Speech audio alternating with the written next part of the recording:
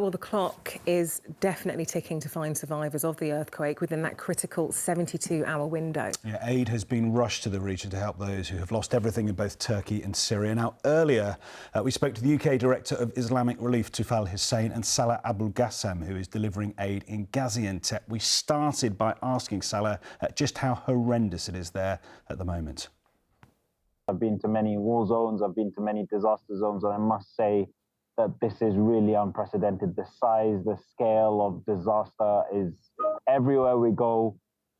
You know, it seems to get worse. It seems to be a lot more than we thought it would be. The search and rescue operation is ongoing. This first 72 hours are the most critical time. We're still within that window, but you know, and we're working around the clock. We're doing our best. Just literally around an hour and a half ago, before it turned dark, you know, we were going through that sort of phase of anxiety, in the sense that we're all standing, the crowd, when we're going through the search and rescue in the pile of sort of rubble, they're here and there's this hope. Yes, there's somebody there. Let's dig deeper. Let's look for them. And then the bad news that comes, that unfortunately the person, you know, is no longer breathing. Then there's the sort of rush to get the medics, the paramedics in to check, and then the announcement's made that the person's passed away. And you know, there's a lot of that that's going on. There's a lot of, you're hearing screaming as and when people find family members. You're hearing a lot of crying. You're hearing a lot of calls. You're hearing you know, there's a lot going on. It's really emotional. It's really challenging for the people. But on a positive note, there's organizations like ourselves who are working endlessly around the clock in order to provide the food, provide the shelter. You know, today we just, you know, after, soon as I finished that, involved with the search and rescue, we then had a distribution of over 900 blankets, and to see the smiles on people's faces. It's -3 at the moment, sub-zero conditions. It's the coldest months of the year. Many people are still without shelter.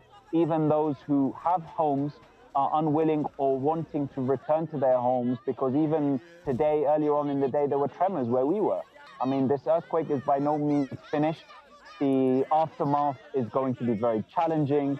We're putting together a long-term plan, but at the moment, it's really challenging to see what's beyond us. Salah, just before we talk to your colleague, I mean, when you breach this 72-hour sort of threshold, I mean, there's a degree of optimism still, isn't there, when you're out there in an earthquake, but what is it going to be like when we get past that 72 hours? It's a sort of generic 72 hours, the terms that people go with, and the sort of understanding. In all honesty, we're never going to give up, and we will not give up. And people are choosing not to give up, because until family members are put to rest, then we will not give up. And this is the approach that's being taken.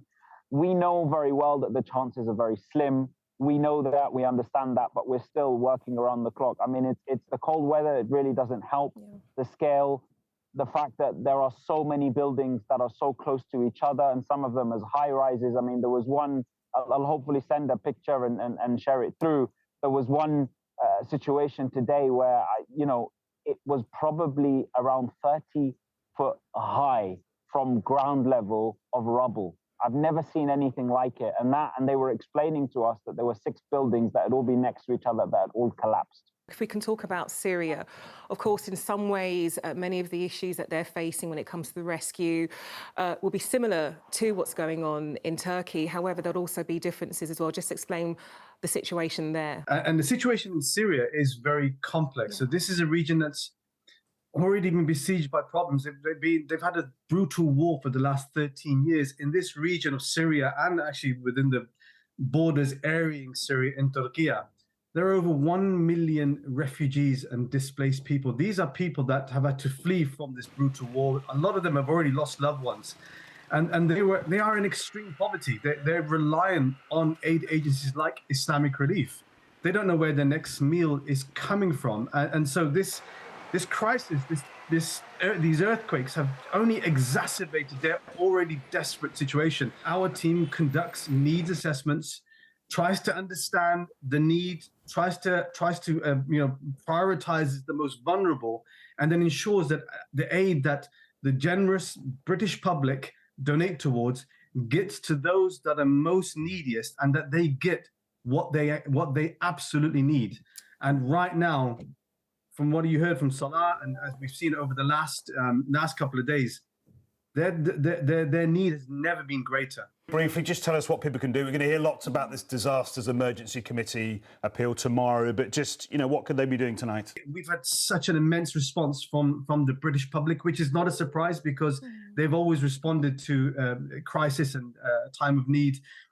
You can go onto our website, islamic-relief.org.uk. You can donate there. If you are on social media, please visit our Instagram page. We've got a fundraiser set up there. Or you can set up a fundraising page by going on to Just Giving and searching for Islamic Relief, as many of our volunteers up and down the country have. Tufel and Salah, many people here at 5 News in awe in terms of the work that you're doing in supporting and helping and indeed trying to rescue people in Syria and Turkey. Thank you both so much for taking the time to talk to us. Thank you.